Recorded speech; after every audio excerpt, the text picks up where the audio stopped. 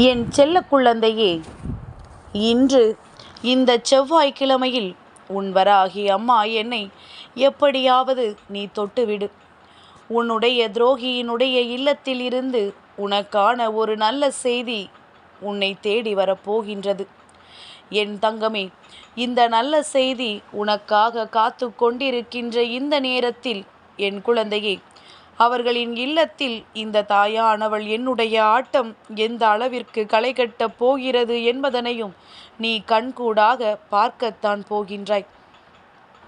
என் தங்கமே, துரோகத்தை செய்தவன் அங்கே அமைதியாக இருப்பது போல நடித்து கொண்டிருக்கின்றான். ஏனென்றால் கெடுத்தது அடுத்தவர்கள் வாழ்க்கை அல்லவா?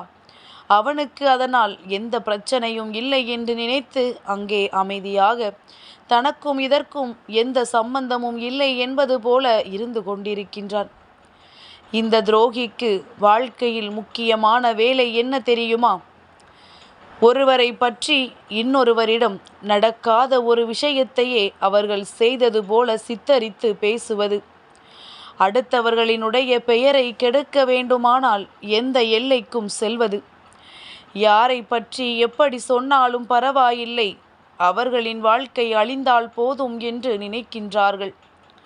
அடுத்தவர்களை பற்றி பேசுகின்ற வார்த்தைகள் ஒவ்வொன்றும் அந்த அளவிற்கு கொடூரமாக இருக்கின்றது. யாராலும் அத்தனை எளிதாக ஜீரணித்துவிட முடியாது இவர்கள் பேசுகின்ற வார்த்தைகளை. ஆனால் இவர்களை சுற்றி நடக்கின்ற பிரச்சனைகள் வெளியில் தெரியாதவாறு நடித்து கொண்டிருக்கின்றார்கள்.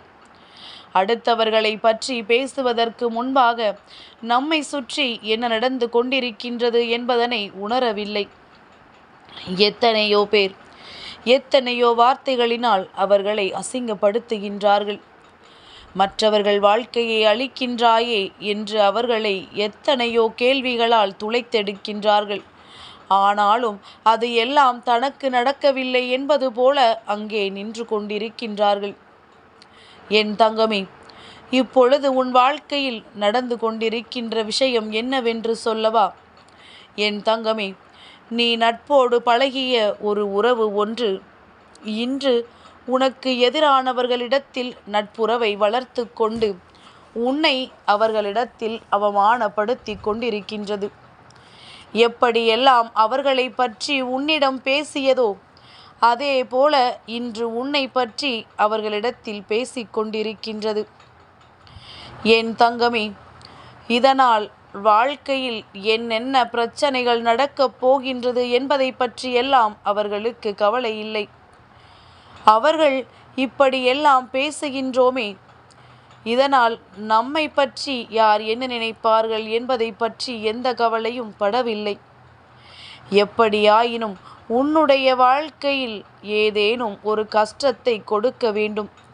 உன்னுடைய முகத்தில் இருக்கின்ற அந்த சிரிப்பை உனக்கு நிரந்தரமாக்கிவிடக்கூடாது என்பதில் அவர்கள் அதிகமான கவனத்தோடு இருந்து கொண்டிருக்கின்றார்கள்.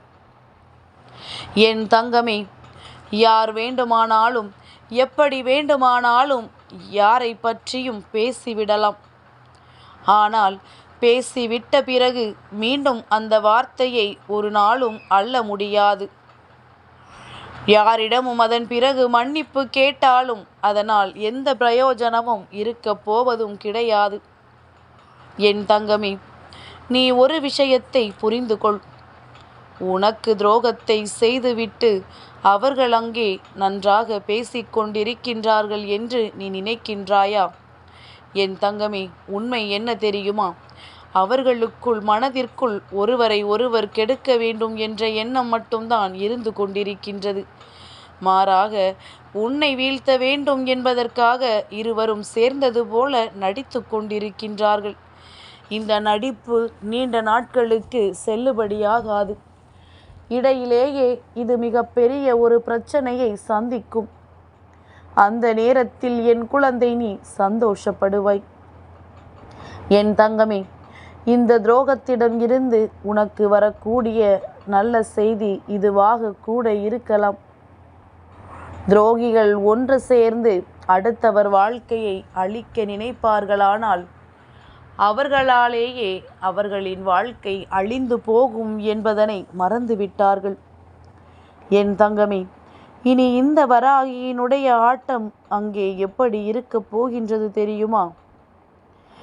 எந்த ஒரு சூழ்ச்சியினால் மற்றவர்களை வீழ்த்த வேண்டும் என்று நினைத்தார்களோ, எந்த ஒரு சூழ்ச்சியினால் உன் வாழ்க்கையை அழிக்க அவர்கள் துணிந்தார்களோ, அந்த சூழ்ச்சியினாலேயே அவர்களை நான் வீழ்த்தப் போகின்றேன். தெய்வத்தின் மீது ஒரு சிறு துளி அளவு கூட பயமில்லையே. இது போன்ற காரியங்களை எல்லாம் செய்துவிட்டு செவ்வாய்க்கிழமையிலும் வெள்ளிக்கிழமைகளிலும் கோவிலுக்கு சென்று தெய்வத்தை வழிபடுவதனால் உனக்கு என்ன பலன் கிடைக்கப் போகின்றது? தெய்வம் உனக்கு பரிசினை கொடுப்பதற்கு பதிலாக அதிகபட்சமான தண்டனைகளை கொடுத்து விடுவார்கள். இந்த பயம் உனக்கு இருந்திருந்தால் நீ நிச்சயமாக இது போன்ற தவறுகளை ஒரு நாளும் செய்திருக்க மாட்டாய். என் தங்கமே, இந்த தவறுகளை எல்லாம் செய்து வாழ்க்கையில் எத்தனை கஷ்டங்களை அனுபவிக்க வேண்டுமோ அத்தனை கஷ்டங்களையும் அனுபவித்து இப்பொழுது உனக்கு அவர்கள் கொடுமையை செய்ய துணிந்து நின்றார்கள் அல்லவா? அதற்கான பலனை அவர்கள் நிச்சயமாக அனுபவிப்பார்கள். யார் வாழ்க்கையை அழிக்க நினைத்தோம் என்று ஒரு சிறு துளி அளவு கூட யோசிக்காமல் அழிக்க முற்பட்டார்கள் அல்லவா? என் தங்கமே, ஒரு விஷயத்தை மட்டும் நீ தெளிவாக புரிந்து கொள். என் தங்கமே, வாழ்க்கையில் ஒன்று மட்டும் எல்லோருக்கும் நிரந்தரம். அவர்கள் செய்கின்ற பாவங்களும் புண்ணியங்களும் நிச்சயமாக அவர்களை தொடர்ந்து வரும். இப்பொழுது அவர்கள் செய்து கொண்டிருக்கின்ற இந்த பாவம் அவர்கள் வாழ்க்கையை வாழ விடாமல் நிச்சயமாக அவர்களுக்கு மிக பெரிய வேதனைகளை எல்லாம் ஒரு நாள் கொடுக்கும் என்பதில் எந்த ஒரு மாற்று கருத்துமே கிடையாது. என் தங்கமே, நீ கஷ்டப்பட்ட காலங்கள் எல்லாம் இவர்களால் தான் ஏற்பட்டதோ என்று நினைக்கின்ற அளவிற்கு அவர்கள் உனக்கு சோதனையை கொடுத்தார்கள். எதிரிகளாக இருக்க வேண்டும் என்றால் கூட அதற்கு ஒரு தகுதி இருக்க வேண்டும் என்று நினைக்கின்ற நீ, துரோகியாக இருப்பவன் இப்படியும் இருப்பானா என்று நினைத்து மனவேதனை படுகின்ற அளவிற்குத்தான் உன் கண்களில் அவர்கள் பட்டார்கள். எதிர்பாராத துரோகிகளை சந்தித்ததனால் என் குழந்தை, மனதளவில் நீ பெரிய வேதனைகளை எல்லாம் சந்தித்து விட்டாய். இனிமேலும் இப்படியே தொடருமானால் இந்த வாழ்க்கை நம்மை எங்கே கொண்டு சேர்க்குமோ என்று நினைத்து என் குழந்தை பயந்து கொண்டிருந்தாயல்லவா? அங்கு துரோகத்திடம் இருந்துதான், அவர்களின் இல்லத்தில் இருந்துதான் உனக்கான நல்ல செய்தி ஒன்று காத்து கொண்டிருக்கின்றது. என் தங்கமே, துரோகம் செய்கின்றவர்கள் ஒரு நாள் அதனை உணர்ந்துதான் ஆக வேண்டும். அவர்கள் வாழ்க்கையிலும் கஷ்டங்கள் தொடர்ந்து வரும் என்பதனை புரிந்து கொண்டுதான் ஆக வேண்டும். எல்லா விதமான கஷ்டங்களையும் கடந்து அதன் பிறகு வாழ்க்கையில் நீ அடைய வேண்டும் என்று நினைக்கின்ற வெற்றியினை நிச்சயமாக ஒரு நாள் பெற்று விடுவாய். இவர்களின் எண்ணங்கள் எல்லாம் பொய்யாக போகின்றது. இவர்களின் இல்லத்திற்கு இந்த தாயானவள் இவர்களினுடைய எண்ணங்களை அழிக்க சென்றிருந்த பொழுதுதான் நான் புரிந்து கொண்டேன், இவர்கள் ஏற்கனவே உன்னுடைய வாழ்க்கையில் இருந்து ஒதுங்கிச் செல்ல முடிவெடுத்தவர்கள் என்று. அதிகமாக பழி வாங்க வேண்டும் என்று நினைப்பவர்கள் அத்தனை எளிதாக விட்டுவிடுவது கிடையாது. ஆனால் சிலர் அவர்களினுடைய வாழ்க்கையில் நடக்கின்ற பிரச்சனைகளின் தரத்தை பொறுத்து மற்றவர்களை மன்னித்து விட்டு விடுகின்றார்கள். ஆனால் இந்த வராகி நான் தெய்வம் அல்லவா?